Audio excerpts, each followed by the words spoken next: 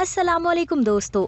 Video के start में आज मैं आपसे एक सवाल पूछती हूँ कि क्या हो अगर हम यूनिवर्स के सबसे ज्यादा एनर्जेटिक लाइट सोर्स को बहुत बड़े ग्रेविटेशनल मॉन्स्टर यानी कि ब्लैक होल से टकराएं। तो हमारे पास एक ब्लैक होल है जो अपने बहुत ज्यादा एक्सट्रीम डेंस मैस की वजह से पहचाना जाता है। ब्लैक होल्स के पास बहुत ज्यादा ग्रेविटी होती है। ब्लैक होल का मैस इस पॉइंट तक कंप्रेस हो जाता है कि वो एक सिंगुलैरिटी बन जाती है, जिसकी वजह से इसके आसपास मौजूद स्पेस और टाइम का कॉन्सेप्ट बदल जाता है। दूसरी तरफ गामा रे बर्स्ट है जो बिल्कुल किसी एवरेज हाई इंटेंसिटी वाली लाइट जैसी होती है। बस फर्क इतना है कि गामा रेज बहुत ज्यादा एनर्जेटिक होती हैं। ये हमारे यूनिवर्स के स्ट्रॉन्गेस्ट और ब्राइटेस्ट एक्सप्लोजन में से एक है। यहाँ पर मैं आपको बता दूं, 1 सेकंड में गामा रेज इतनी ज्यादा एनर्जी रिलीज करती है जितनी सूरज 10 अरब साल में रिलीज करता है। तो इफ टीवी के दोस्तों, जब ये दो पावरफुल फिनोमेना एक दूसरे से कोलाइड करेंगे तो क्या टाइम और स्पेस का कॉन्सेप्ट बदल जाएगा? और ये भी हो सकता है कि टाइम का फ्लो ही रिवर्स हो जाए। अगर सच में ऐसा हुआ तो ये होगा कैसे और टाइम पर इसका असर कैसे होगा? और अगर गलती से भी कोई इस इवेंट के पास चला गया तो उसका क्या होगा? तो इफ टीवी के दोस्तों, आज की इस वीडियो में हम इन्हीं सवालों के जवाब जानेंगे। लेकिन वीडियो शुरू करने से पहले आपसे गुजारिश है, अगर आपने हमारे चैनल इफ टीवी को सब्सक्राइब नहीं किया तो बराए मेहरबानी हमारे चैनल को सब्सक्राइब करने के साथ साथ हमारी वीडियोस को लाइक एंड शेयर जरूर करें। आइए सबसे पहले ये जानते हैं कि क्या हो अगर एक gamma ray burst black hole से टकरा जाए। तो इससे पहले कि हम ये देखें कि इन दोनों के टकराने से क्या होगा, मैं आपको ये बता दूं कि ये दोनों ऑब्जेक्ट्स एक दूसरे से टाइम टू टाइम इंटरेक्ट करते रहते हैं। जब एक मैसिव स्टार ब्लैक होल में कोलैप्स होता है तो उस वक्त वो एक brilliant bright SOS signal release करता है जो alert bright gamma rays burst की फॉर्म में ही होता है। साइंटिस्ट ने इस मिस्टीरियस सिग्नल के बारे में बहुत ही यूनिक चीजों के बारे में पता लगाया है। ऐसा लगता है कि ये टाइम को रिवर्स कर देते हैं। साइंटिस्ट की न्यू स्टडी के मुताबिक gamma ray burst time reverse होते हैं। इसका मतलब ये हुआ कि ये ब्रिलियंट लाइट वेव्स एक तरफ से निकलती हैं और फिर इसकी ऑपोजिट साइड से सेम वैसे ही निकलती हैं, जिसकी वजह से ऐसा लगता है कि ये टाइम में बैकवर्ड जा रहे हैं। रिसर्चर्स का कहना है कि हमें कोई आइडिया नहीं है कि गामा रे सिग्नल ऐसा क्यों करते हैं। गामा रे बर्स्ट डिटेक्ट किए गए सभी एक्सप्लोजन में से सबसे ज्यादा एनर्जी एक्सप्लोजन प्रोड्यूस करते हैं, जो हमारे सूरज से बिलियंस और ट्रिलियंस टाइम ज्यादा ब्राइट होते हैं। गामा रेज नेचर के सबसे ज्यादा ल्यूमिनस सोर्सेज माने जाते हैं। ये दूसरे लाइट एमिटिंग पार्टिकल्स के मुकाबले में सबसे ज्यादा एनर्जी आउटपुट प्रोड्यूस करते हैं। जब दो न्यूट्रॉन स्टार के कोलाइड होने के बाद एक ब्लैक होल बनता है तो वो एक short gamma ray burst release करता है। इन बर्स्ट की एनर्जी पल्सेस की फॉर्म में रिलीज होती है। जब साइंटिस्ट ने मेन ब्राइटनेस पल्स को डेटा से निकालकर दूसरे लाइट सिग्नल को देखने की अच्छे से कोशिश की तो उन्होंने देखा कि इन लाइट के ब्लिप्स में छोटे छोटे और ब्लिप्स भी मौजूद हैं। इसका मतलब ये हुआ कि हर एक पल्स की 3 डिस्टिंक्ट पीक्स थीं, जो लाइट की इंटेंसिटी के मुकाबले इंक्रीज और डिक्रीज होती थीं, और ये हर पल्स के साथ जुड़ी होती थी। जब साइंटिस्ट ने इस डेटा को देखा तो उन्हें पता चला कि इन पीक्स के स्ट्रक्चर्स मिरर में नजर आने वाले रिफ्लेक्शन की तरह थे, यानी कि पहले निकलने वाले पल्सेस के पार्ट्स जो स्टार्टिंग में निकल रहे थे वो आगे निकलने वाले पल्सेस के लास्ट में से भी निकल रहे थे। नासा ने गामा रे बर्स्ट के 6 सबसे ब्राइटेस्ट सोर्सेज ढूंढ लिए थे।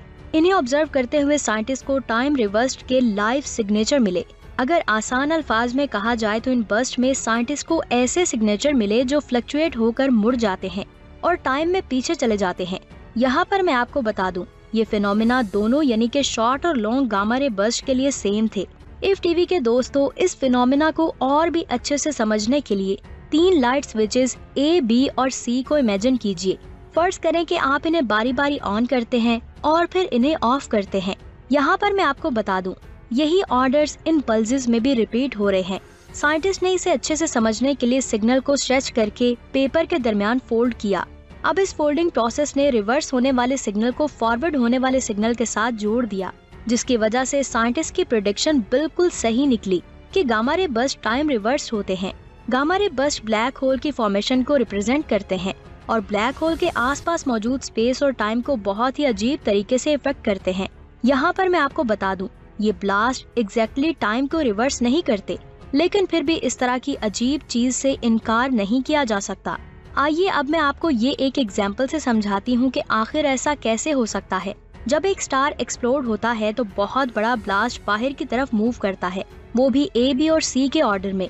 यहाँ पर एक टाइम रिवर्स सिग्नल देने के लिए उस ब्लास्ट वेव को पीछे की तरफ मूव करना होगा, वो भी सी, बी और ए के ऑर्डर में। ऐसा करने का एक तरीका ये हो सकता है कि अगर ये ब्लास्ट वेव किसी मिरर जैसे स्ट्रक्चर से टकराए और फिर वापस बैकवर्ड रिफ्लेक्ट हो जाए, यानी इस हाइपोथेसिस का कोई भी सबूत नहीं है।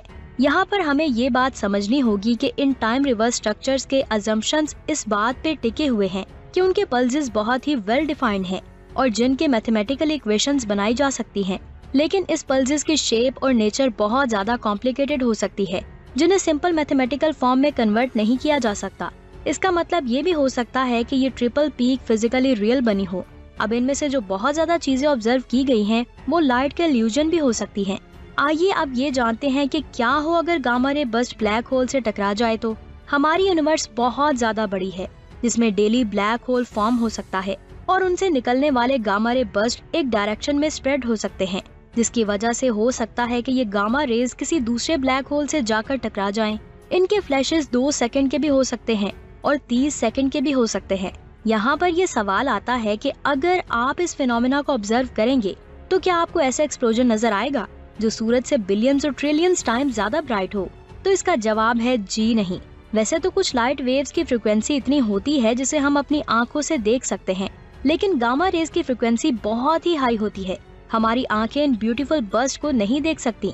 अगर आपने इन्हें गलती से देख लिया तो आप इस ब्राइटनेस से अंधे हो जाएंगे। यहाँ पर मैं आपको बता दूं, ये एक्सप्लोजन बहुत ज्यादा लाउड होगा, लेकिन स्पेस के वैक्यूम में साउंड ट्रेवल नहीं कर सकता। इसे ट्रेवल करने के लिए मीडियम्स ऑफ पार्टिकल्स की जरूरत होगी, जो स्पेस में मौजूद ही नहीं है। अगर आप इस एक्सप्लोजन के नजदीक गए तो आपके साथ क्या होगा?